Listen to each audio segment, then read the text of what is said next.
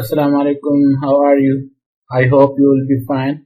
This is Maksud Ali, an English language teacher. I welcome you to my YouTube channel, English with Maksud. Today we are going to start a lecture series on idioms and phrases. आज से हम एक lecture series start करने जा रहे हैं जिसमें हम कॉमन idioms और phrases को डिस्कस करेंगे।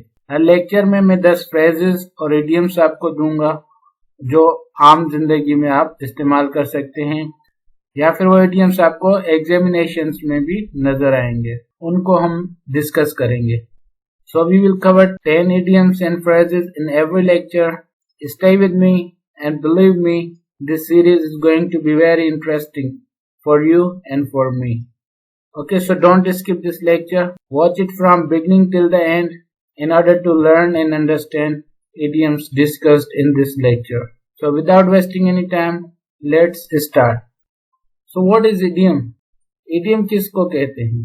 Idiom is group of words that do not have common meaning. Idiom is a group of words that give figurative meaning. ठीक है, तो idiom एक ग्रुप होता है अल्फाज का जो आपको मुहावरती मीनिंग देते हैं। मुहावरती मीनिंग का मतलब क्या है? इसका मतलब यह है कि कुछ अल्फाज एक दूसरे के साथ जोड़ दिए जाते हैं और उनकी मीनिंग उन अल्फाज से बिल्कुल हटकर होती है। अगर आप उन अल्फाज की मीनिंग लेंगे तो वो एक कॉमन मीनिंग होगी, लेकिन उसको अगर हम मुहावरती तौर पर इस्तेमाल करें तो फिर वो इडियोमेटिक एक्सप्रेशंस कहलाते हैं। इसको उर्दू में हम मुहावरे कहते हैं। आई hope you understood the meaning of idiom. So let's see first idiom of this lecture. The first idiom is eat someone's lunch. इसकी अगर सिंपल आप मीनिंग लें तो इसका मतलब होगा कि किसी का लंच यानी दोपहर का खाना खा लेना, किसी और का दोपहर का खाना खा लेना।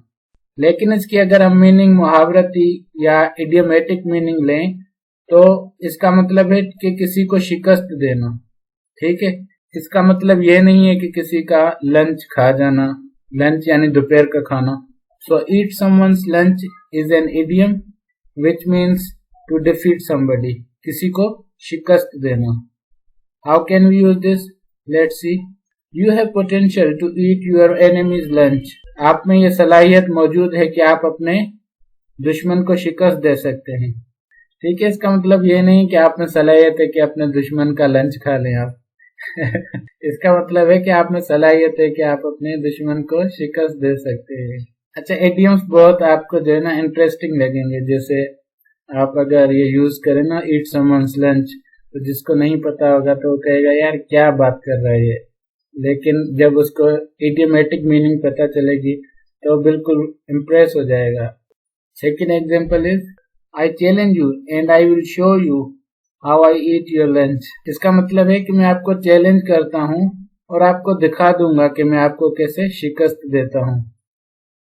ऐसा नहीं है कि मैं आपको दिखा दूंगा कि आपका लंच कैसे खा जाऊंगा। Second idiom we have is hit the books. अच्छा, हिट द बुक्स डंडा लेके किताबों को नहीं मारने बैठ जाना। Hit the books means to study hard, बहुत ज्यादा पढ़ना।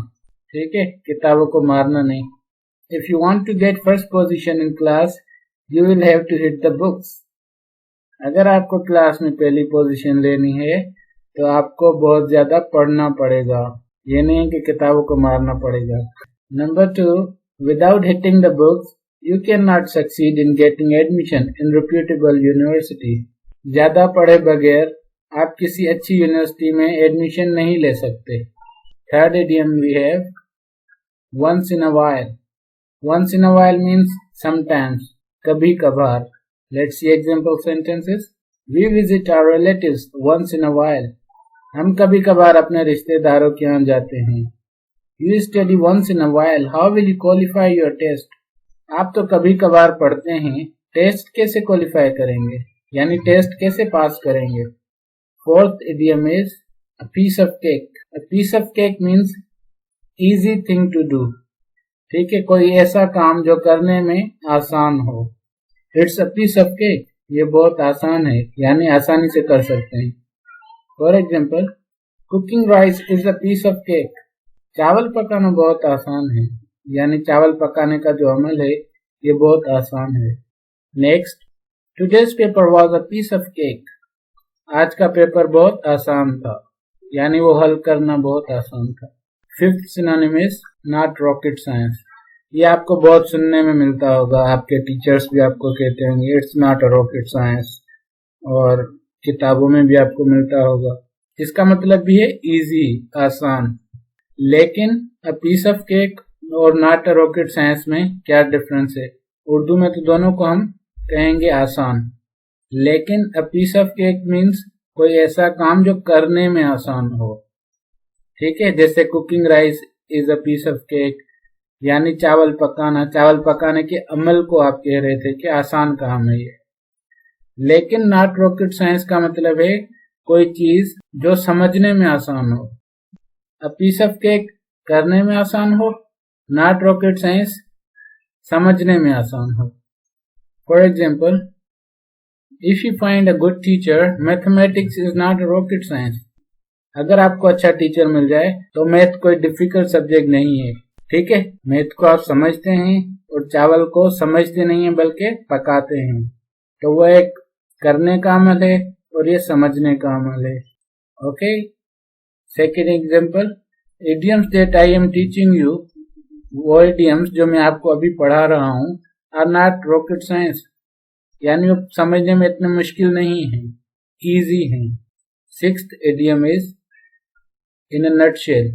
इन अ नटशेल मीन्स मुख्तसरन, एक लंबी कहानी हो या एक लंबी गुफ्तगू हो या स्टेटमेंट हो, उसको अगर आप कुछ अल्फाज में या ब्रीफली बता दें, उसको कहते हैं हम tell something in a nutshell, यानी कोई बात थोड़े अल्फाज में बयान कर देना।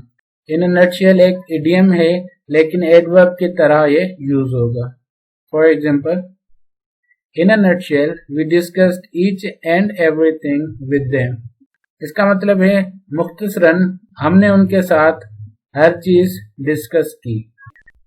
Number 2, they told us the whole story in a nutshell. इसका मतलब है उन्होंने सारी कहानी हमें मुख्तसरन बता दी। फॉर एग्जाम्पल, आप एक मूवी देखते हैं, मूवी तो 3 घंटे की होती है या 2 घंटे की होती है, लेकिन जब उस मूवी की आप स्टोरी किसी को बताएंगे तो आप मुख्तसरन बताते हैं। ठीक है, so you tell the whole story in a nutshell. I hope you got this point. Seventh idiom is hit the sack. अब सेक का मतलब है बोरी और हिट का मतलब है मारना, तो हिट द सेक का मतलब हुआ बोरी को मारना लेकिन ऐसा नहीं है।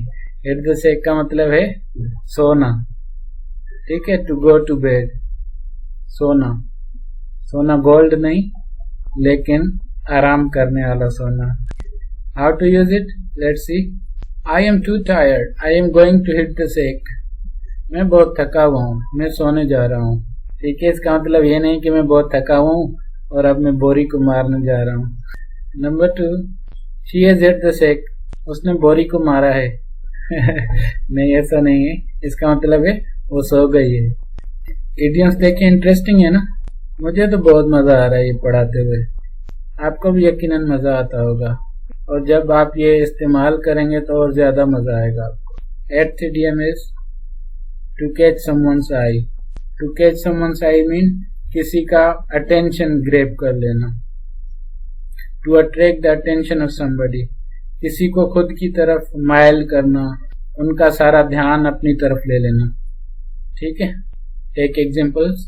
As I was crossing the street, जैसे ही मैं गली से गुजर रहा था, the little baby caught my eye, छोटी सी बच्ची ने मुझे अपनी तरफ माइल कर लिया।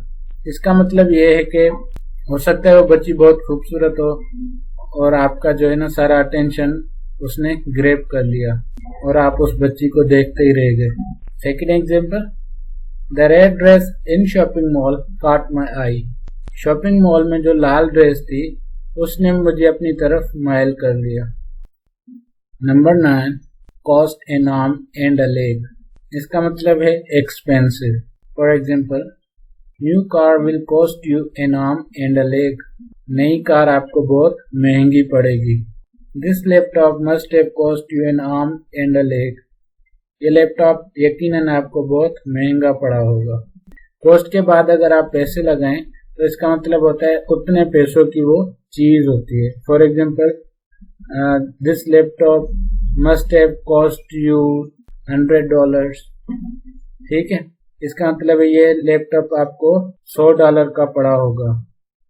लेकिन अगर मैं कहूँ this laptop must have cost you N arm and a leg, इसका मतलब है ये लैपटॉप यकीनन आपको महंगा पड़ा होगा। ठीक है, तो cost N arm and a leg का मतलब है महंगा पड़ना। Number 10, to drive somebody nuts. To drive somebody nuts means to make somebody crazy or irritate somebody. किसी को गुस्सा दिलाना, किसी को पागल कर देना। पागल कैसे करना? वो बावला नहीं बल्कि किसी को गुस्सा दिलवा देना। Take examples. Solving difficult questions drive me nuts. मुश्किल सवालात को हल करना मुझे पागल कर देता है। Don't make a noise. शोर मत करो। अब देखिए, मेक अ नॉइज भी एक फ्रेज है, इसका मतलब है शोर करना। लेकिन मैं कहूँ डोंट मेक अ नॉइज, इसका मतलब है शोर मत करो। It can drive your father nuts. शोर मत करो, इससे आपके अब्बू को गुस्सा आ सकता है। उर्दू में हमारी माएँ कहती है ना बच्चों को कि शोर मत करो, आपके अब्बू को गुस्सा आ जाएगा। इसका मतलब यही है। So these were 10 idioms for today. I hope you enjoyed these. So we end this lecture here. Before ending this lecture, if you are new on my channel, like this lecture, subscribe to my channel and press the bell icon so that you get a notification when I upload a new lecture. And I upload lectures on regular basis. If you want to learn idioms, parts of speech, grammar, and each and everything about English language, then stay connected with my channel. So see you in next lecture with other interesting idioms. Till then, bye bye. Allah Hafiz.